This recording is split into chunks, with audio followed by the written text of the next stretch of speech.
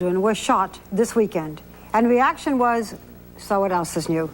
Or that since January, 37 children have been shot dead, and reaction was, oh, it all depends where you live. Well, in Detroit, they don't imagine those horrors, they live them. Many Americans find the problems of the inner city to be too overwhelming, too much to comprehend, too many powerful forces. Well, tonight we can report about a ray of hope in all of this. It's because of a remarkable group of mothers in Detroit and a movement they have started. Stone Phillips has the story. Let's all stand and start our meeting with prayer. Teenage murders in the Motor City are bringing parents together. Bless the hearts that bleed, that are saddened by the loss of children. We ask that you give us the strength to go on. Joining the parents at this morning's funeral is Clementine Barfield. She didn't know Heath Fenoy, the 17-year-old boy they were burying, one of 12 kids shot in a single weekend here. But she knows what it's like to lose a son, and our story is about her efforts to end these killings in a city where bullet wounds are now considered a public health problem for the teenage population, where funerals and prayer meetings are an everyday occurrence, where parents are emotionally coming apart at the seams. There's son after son and daughter after daughter. And where does it end? You know, I'd been to so many funerals and so many wakes of young children, and it just doesn't seem to be any end to it. My cry is, Lord, please just let it stop. Make it stop. Over the past 3 years, nearly 150 children under 17 have been shot to death in Detroit. 1,000 more wounded. The victims and victimizers, all kids. Ambulance sirens announce the casualties. Parents never know what the next phone call will bring. They told me that Roger would survive, that he was shot in the back of the neck, and that Derek was shot in the head. Clementine Barfield's son Derek died. He and his brother had both been shot at point-blank range while sitting in a car trying to resolve an argument. My daughter was saying, Mama, what are you going to do? We have to do something. We can't just let somebody kill Derek and nothing happens.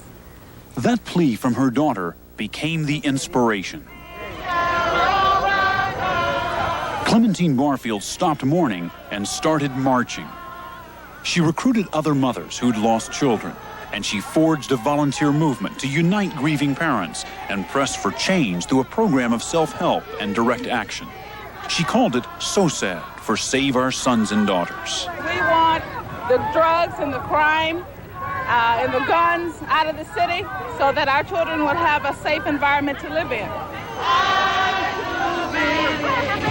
One of the first recruits was this woman, Vera Rucker. Her daughter, Melody, had been a cheerleader and an honor student in Detroit. She'd gone to a party that another group of kids tried to crash, and when they couldn't get in, had come back shooting. After Melody got killed, it was like part of my heart had been torn away. And I would read about other people, kids being killed. I would sympathize and I would cry and I would say, that's a shame, something should be done about it. But I've learned that I was a part of that too. Yvonne and James Lawrence, sitting at the end of the table, were shocked into action last June. This is their first So Sad meeting, where parents are encouraged to share their sorrow and their anger. And incredibly enough, they felt hesitant about speaking up because while the other parents had all lost children, their 12-year-old was only wounded. We might not be having as much stress as everybody else in this group. But it is something to think about, and it is something that's been bothering us day and night. Okay, see, I served in Vietnam, and I didn't expect to come back home and, see a bullet wound on the back of my son.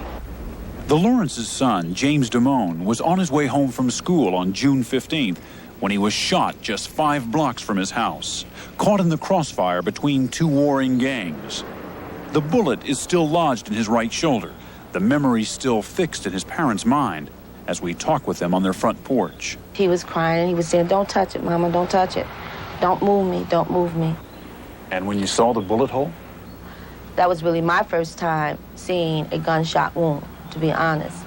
And I never would have thought the first gunshot wound I ever saw would be on my own son. In the street you walk up and down, there's always a possibility of getting shot. You know, it's just like you taking your chances now. All the kids, all the teenagers out there are taking a chance just walking back and forth to school. My fear is that it could happen again, and next time it could be worse. And if it's just something that I could do, you know, to make the difference, I'm willing to do that. But what can make a difference against the drug trade, which has infested the entire inner city? Against guns, including highly lethal automatic weapons, now available everywhere.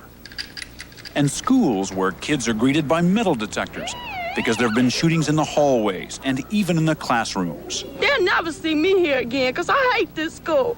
I really do. That don't make no kind of sense. Nobody has to walk around here and be scared they're going to get shot.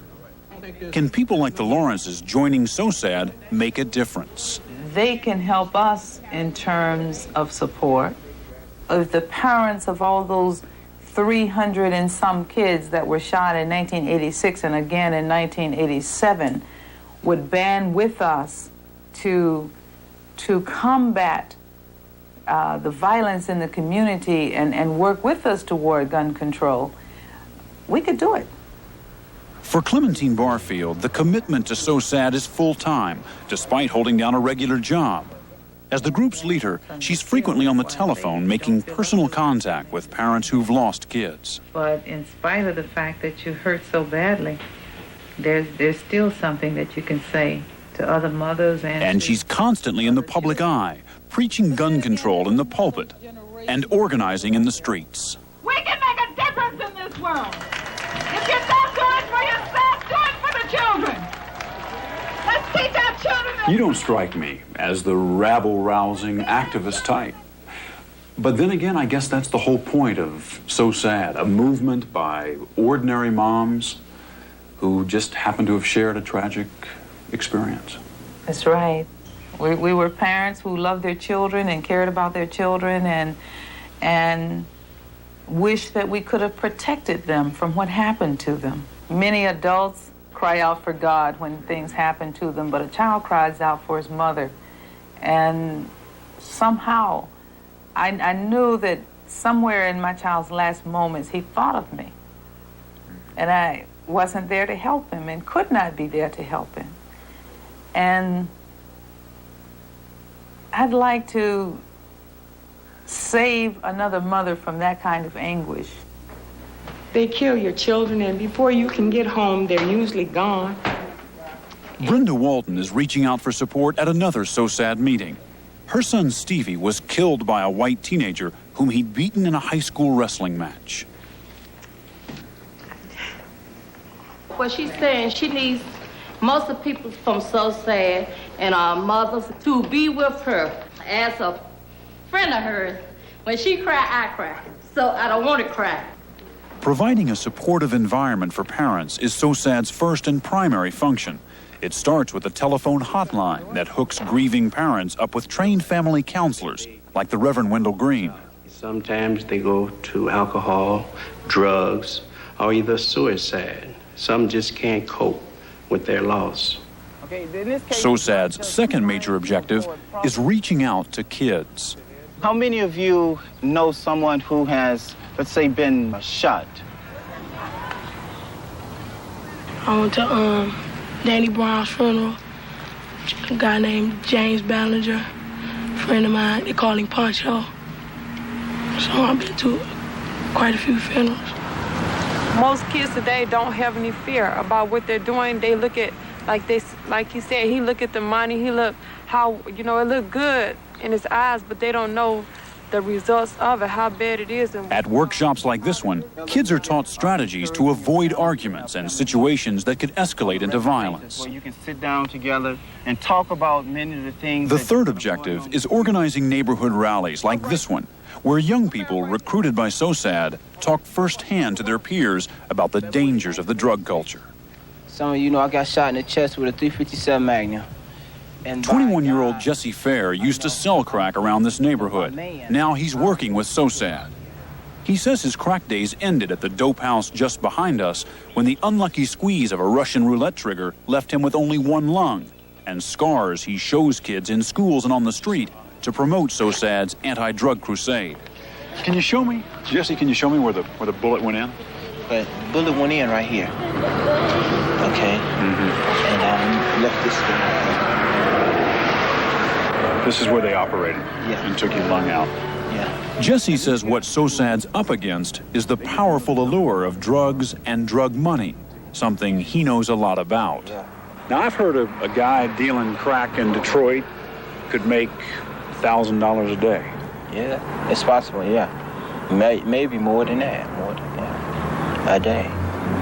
It's a lot of clothes. A lot of clothes. A lot of girls hanging around. Women, you know, that's what it is. But materialistic values aren't only being taught in the street. Errol Henderson, a college student also working with SOSAD, says too often they're being taught in the home as well.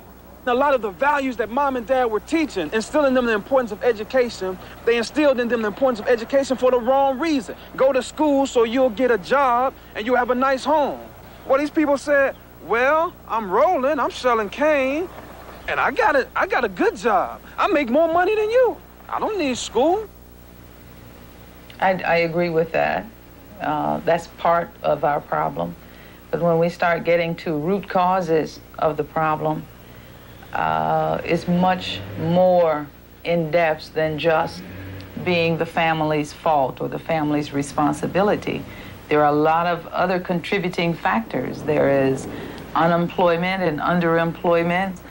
There was a time in Detroit when young people got out of school thinking that they could go into the factories and get jobs.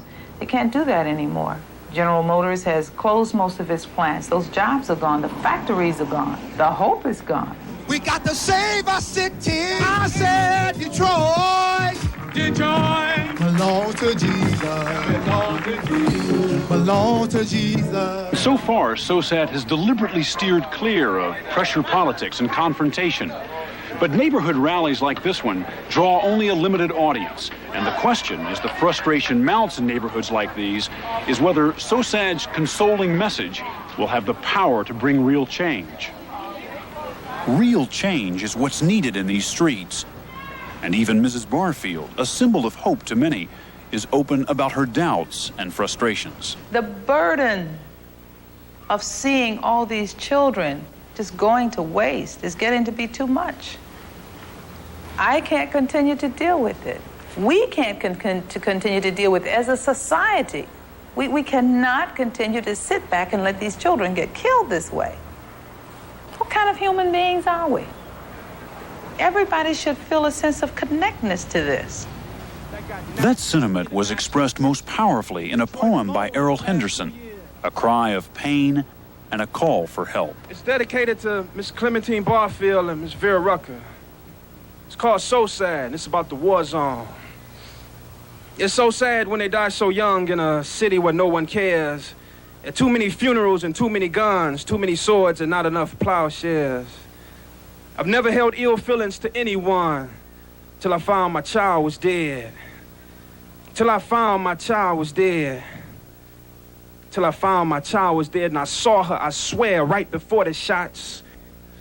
It's so sad when they die so young. It's so hard to hear another funeral song sung. Why should it take hundreds of young lives to make people see that only in death does there seem to be equal opportunity? But I saw her, I swear, right before the shots. Bloodstains are all I got. Bloodstains are all I got. Bloodstains are all I got. Stone, have these women made a difference? Barbara, they have. Detroit has had the unhappy distinction of being America's youth homicide capital. In fact, in 1986, the rate of murder amongst young people was twice that of even the closest other city, which happened to be Los Angeles, where there's been so much gang warfare. But in 1988, so far in the first 6 months, the murder rate amongst young people has been cut in half, and the police department is giving a lot of credit to SOSAD. If you had to name one thing that was the most effective, what would it be? I think it's this recruiting of the young people to help them get the message out, to stay away from things like drugs. There's no future in it, and at worst, it can get you killed. Thank you, Stone. We'll be right back. In the pizza delivery game, the Noid can zap ordinary Advocates said it was good, but not good enough. The bill is not perfect, and it is no one's first choice.